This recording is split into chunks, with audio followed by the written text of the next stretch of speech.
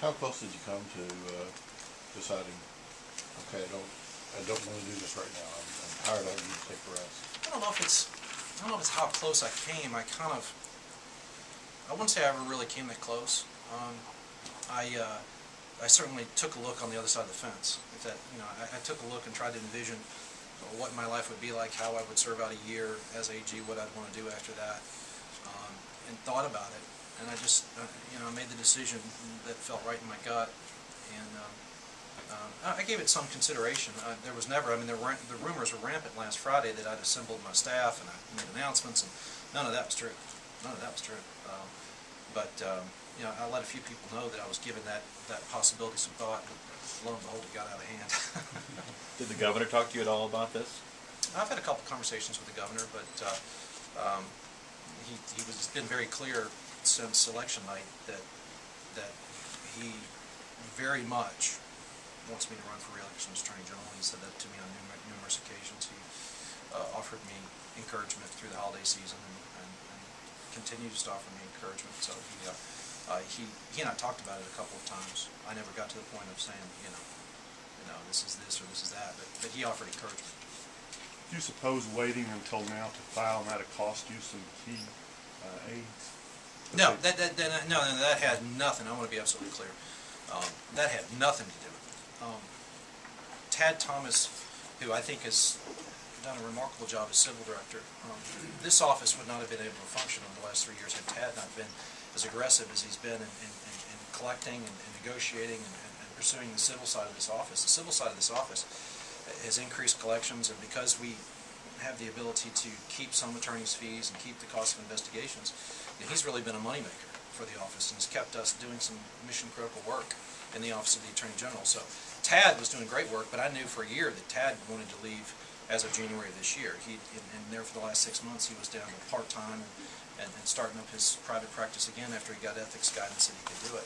So I'd known about Tad's transition for some period of time. And it was in between Thanksgiving and Christmas at some point when Janet Graham pulled me in and said, Jack, she had a remarkable offer, increase in pay, no commute, and I can be the Commissioner of Law for the City of Lexington. And I said, well, Janet, I don't know what we're going to do. And Janet Graham had as much institutional knowledge in this office as anybody. She's been indispensable to 3 Attorney Generals. And I love her dearly, and she's great. And so I walked into Dana Mayton's office and said, what are we going to do now? I said, we got to figure out how we replace Janet Graham. And she said, well, I'm about to make it worse. I've got offered a gargantuan raise at the University of Louisville. They're going to name me Vice President, and I get, she gets a lot of other benefits. I'm not going to go into what else she got. It was just an offer I couldn't match. So at that point, I didn't know what I was going to do. I didn't know if I was going to grab a drink or a gun or what. But no, there was no. I want to disabuse anyone of that notion that my decision regarding running for re-election had anything to do with the staff turnover. I knew one key aide was going to go, and when you have what I think was the best staff in Kentucky State government, and I still think it's the best staff in Kentucky State government, when you have someone as talented as Dana, when you have someone that's got a background where she's been a revenue secretary and she's been a litigator for state government, she's been at a university and she knows Frankfurt like she knows Frankfurt, and she's also a lawyer, people are going to come after him. So I owe Jim Ramsey a favor somewhere down the line. He stole her back, but he just made her an offer she couldn't refuse, and I was happy for her. Sad for me, but happy for her.